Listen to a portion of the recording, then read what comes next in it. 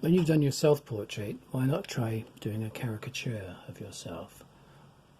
Once you've done a self-portrait, you start to be familiar to the overall characteristics of your face. So I'm just going to plot out a rough head shape, and then I'm going to enhance it. I'm going to do it in the same direction as the three-quarter self-portrait I have done in the previous exercises. So let's just look at the placing of the eyes to start with.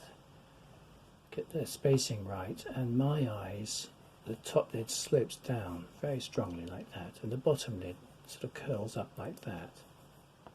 You see what I'm looking at? So I'm getting very simple, sort of simplification, and my eyebrows aren't very dark or strong, they're very faint. But I've got this very loopy shape in the nose, a little bit of a bridge. So we're going to enlarge the nose a little bit. We're going to accentuate the mouth a little bit.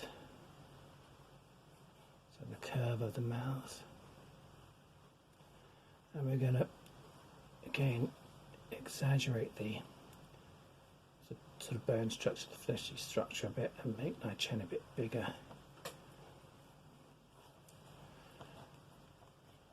And make my forehead very high and curvy. And make my hair very wispy and sticky uppy.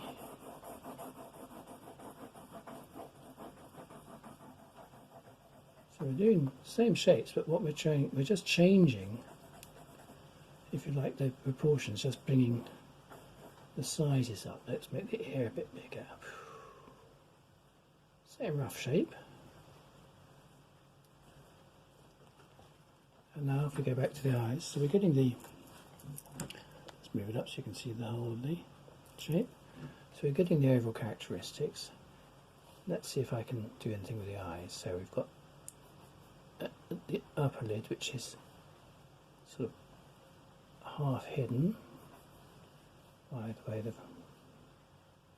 the eyebrow falls down. I've got I'm looking right back, so I'm going to move my eyes right across and make it very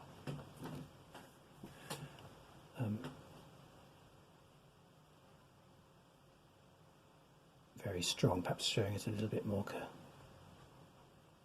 curved.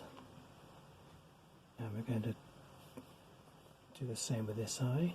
Got a bit of lid showing, and then it slopes down, and the eyes coming in close to the tear duct.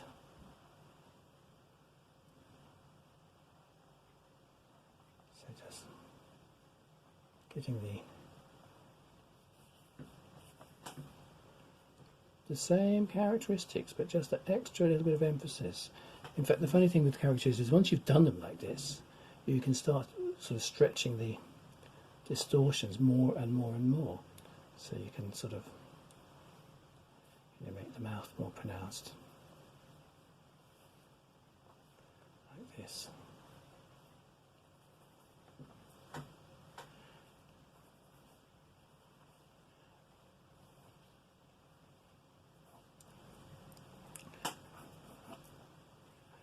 And if you like, once you've done it in pencil like this, let's make that chin's not quite right.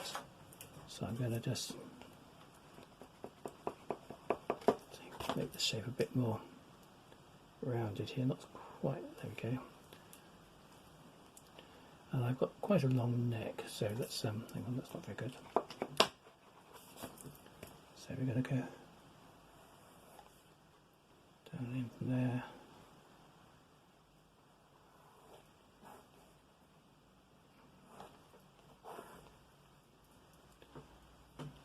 So one caricature.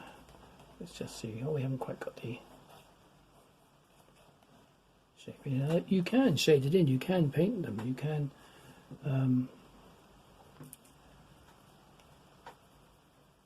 make them very realistic in one sense. In other words, you really, if you can capture the real character of your subject. But doing it of yourself is quite a difficult challenge to start with. Perhaps my nose should be a bit more pointy. So let's just rub that back, do that nose shape again. I'm going to make a simple excuse. I have to work with the easel and the tripod very close, so I'm quite likely to knock the tripod with my arm, but it does rather restrict my movement to the right of my drawing. So there you go. If I do make a mess of it, that's my excuse. I'll get it in quickly just in case. And a wrinkly old neck now. There we go.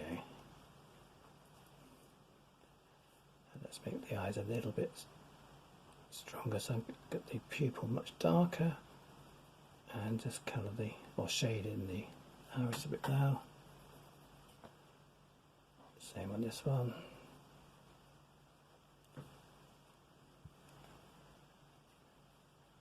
There you go.